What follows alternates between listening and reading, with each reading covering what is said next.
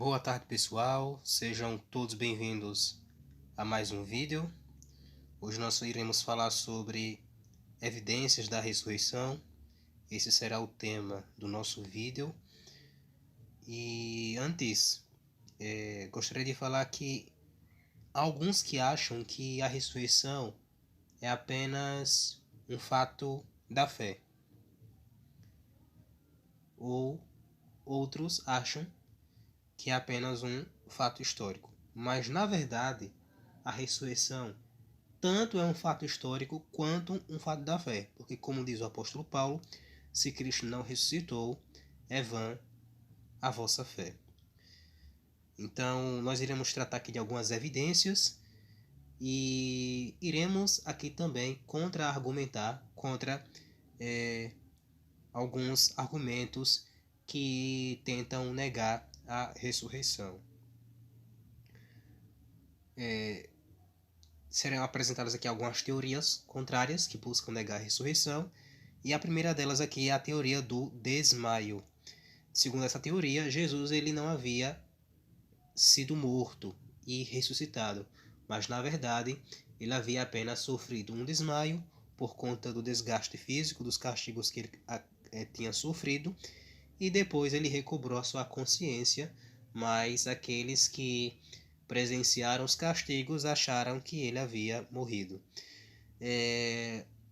Médicos especialistas dizem que seria impossível Jesus estar apenas desmaiado, de acordo com o relato dos evangelhos.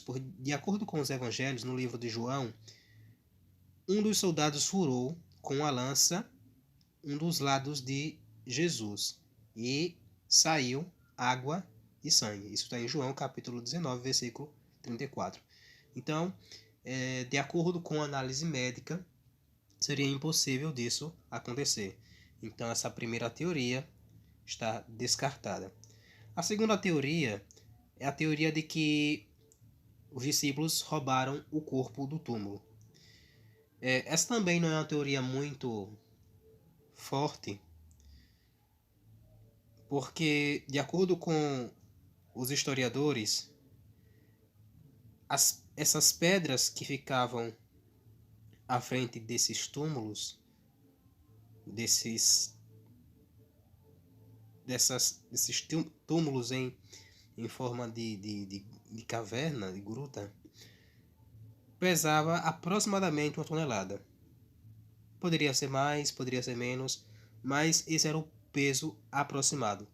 Por isso que os evangelhos dizem, né, que depois que Cristo havia ressuscitado, para negar a ressurreição, se espalhou a teoria de que vieram seus discípulos e roubaram o corpo. Então seria necessário mais de uma pessoa para rolar essa pedra pesadíssima. Mas essa também é uma teoria assim, fraca, porque o fato da pedra ser grande e pesada, isso dificultaria que essa tentativa de roubo fosse feita com êxito, uma vez que esse peso seria um empecilho para fazer essa ação sem chamar a atenção dos guardas romanos, dos soldados romanos. Isso seria notório. Eles veriam e, por estarem armados, isso não seria possível. Então essa é mais uma teoria descartada. A outra teoria é a teoria do túmulo errado. Segundo essa teoria, quando os discípulos foram visitar Jesus, eles achavam que estavam indo para o túmulo certo, mas foram para o túmulo errado. E chegando lá no túmulo errado, viram o túmulo vazio e deduziram que ele havia ressuscitado. Mas essa também é mais uma teoria, é muito falha, porque foi notório, era conhecido de todos o túmulo onde Jesus havia sido depositado. E diz o Evangelho de João que ele ficou no túmulo de um homem, membro do Sinédrio, chamado José de Arimateia, um homem rico que acabou cedendo o seu túmulo para depositar o corpo de Jesus. Então, se essa teoria do túmulo errado é uma teoria correta, bastava apenas chamar esse José de Arimateia, que é membro do Sinédrio, para mostrar o túmulo correto. Então, se foi espalhada essa mentira de que Jesus, essa suposta mentira de que Jesus havia ressuscitado, era só o Sinédrio, e o Sinédrio certamente faria isso, porque quem tinha mais interesse em negar a ressurreição de Jesus era o Sinédrio, composto por fariseus e saduceus. Então era simples, era só chamar esse José de Arimateia, que era próximo do Sinédrio, mas era, assim como Nicodemos tinha uma simpatia não explícita publicamente por Jesus, era só chamar ele para desmentir isso e assim evitar o crescimento do cristianismo.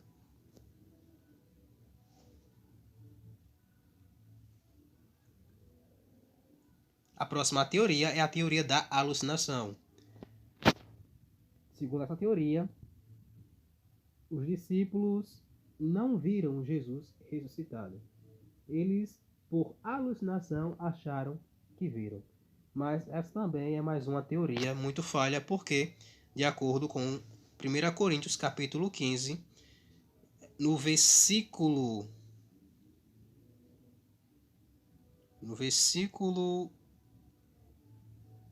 4, versículo 3 a 8, mais precisamente, creio eu que no capítulo 4, porque eu não marquei aqui, no versículo 4, perdão, porque eu não marquei aqui, mas é dito que depois que ele foi visto por Cefa e pelos 12, depois ele foi visto por mais de 500 irmãos. Por que essa teoria da alucinação é uma teoria falha? Porque a alucinação não é como uma gripe que se dá de forma coletiva. A alucinação é algo individual. É algo individual. Então, se realmente eles estivessem alucinados, isso aconteceria simplesmente com um deles, mas não com todos os apóstolos. Ou com todo esse grupo de discípulos de mais de 500 pessoas.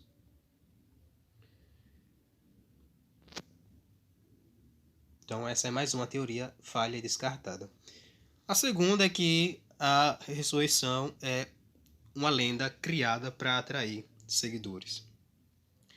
Se essa teoria estivesse certa, a ressurreição seria realmente uma história mal contada. Por quê? Porque naquele período o testemunho feminino não tinha valor nenhum nos tribunais.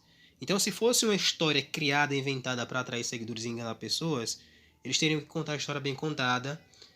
E por que escolher logo o testemunho feminino se o testemunho de mulheres não era validado na época? Mas por que eles fizeram questão de manter o testemunho feminino nos evangelhos de serem as primeiras testemunhas da ressurreição? Porque eles estavam preocupados em apenas retratar os fatos como aconteceram. E por último, diz o livro de Atos, capítulo 4, dos versículos 18 ao 20, que Pedro e João foram levados ao Sinédrio por estarem pregando sobre Jesus e sobre a ressurreição. E aí, a resposta deles foi essa que está aí no versículo 20, dizendo: porque não podemos deixar de falar daquilo que temos visto e ouvido. Ou como diz algumas versões, não podemos deixar de falar daquilo que vimos e ouvimos. Em outras palavras, o que ele quer dizer com isso? Que ele não pode deixar de falar daquilo que eles viram e ouviram. Pedro quer dizer aqui que ele foi testemunha ocular da ressurreição. Como negar aquilo que ele presenciou? Como negar aquele Cristo que ele não viu através de uma visão, mas através de uma aparição? Porque a visão é algo mental, que ocorre apenas na mente do indivíduo, mas a aparição é física, é algo concreto, é algo material. E mais uma vez, no capítulo 5, eles são levados ao Sinédrio, a esse tribunal judaico, e diz assim: e trazendo-os, os apresentaram ao conselho, que é o Sinédrio, que é esse tribunal judaico. E o sumo sacerdote os interrogou, dizendo: não vos admoestamos nós expressamente que não ensinasseis nesse nome? Eis que encheste Jerusalém dessa vossa doutrina e quereis lançar sobre nós o sangue desse homem. O que o sumo sacerdote está querendo dizer aqui? Está querendo dizer o seguinte, que a gente não proibiu lá, como nós vimos no capítulo 4, nós não proibimos vocês de pregarem sobre esse Jesus e sobre a ressurreição? Nós não proibimos? Só que vocês continuam desobedecendo, continuam pregando sobre esse Jesus e ainda está dizendo que nós somos o culpados pela morte dele porque influenciamos o povo a gritar crucifica, crucifica, crucifica e a convencer Pilatos a matá-lo. Nós não proibimos vocês para pararem de pregar sobre isso? Por que vocês continuam? E aí a resposta de Pedro é assim: porém respondendo Pedro e os apóstolos disseram: antes importa obedecer a Deus do que aos homens. O Deus de nossos pais ressuscitou a Jesus, o qual vocês, o Sinédrio, aqui composto por fariseus e saduceus, matastes, suspendendo no madeiro. Agora, se põe no lugar de Pedro. Se põe no lugar de Pedro. Pedro aqui está diante de um tribunal judaico, o maior tribunal judaico da época, que era o Sinédrio, e depois de ser interrogado, Pedro disse: antes importa obedecer a Deus do que aos homens. O Deus de nossos pais ressuscitou a Jesus Cristo, do qual vocês, o membro do Sinédrio, o sumo sacerdote, os sacerdotes, os fariseus e os saduceus, mataram. Se coloque no lugar de Pedro. Se você falasse isso num tribunal daquela época, o que poderia acontecer com você?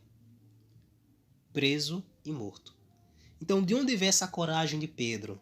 Está aqui, de onde nós vimos no texto anterior de Atos capítulo 4, versículo 20. Não podemos deixar de falar daquilo que vimos e ouvimos. Em outras palavras, Pedro e os demais apóstolos foram testemunhas da ressurreição. Então eles não podiam negar aquilo que eles viram, presenciaram. Então a ressurreição não é apenas um fato da fé, mas é um fato histórico. Um fato histórico. Corroborado, tão fortemente corroborado que nenhuma dessas teorias foram suficientes para negá-la. E tão corroborado que possuía testemunhas oculares, que foram esses apóstolos e mais de 500 irmãos, para quem ele apareceu lá de acordo com 1 Coríntios capítulo 15. Mais de 500 irmãos. Mas diz a tradição cristã que quase todos os apóstolos foram mártires. Eles morreram pela sua fé, para não negar a Cristo e não negar a mensagem da ressurreição. E eu pergunto para vocês, nós mentimos por alguma coisa?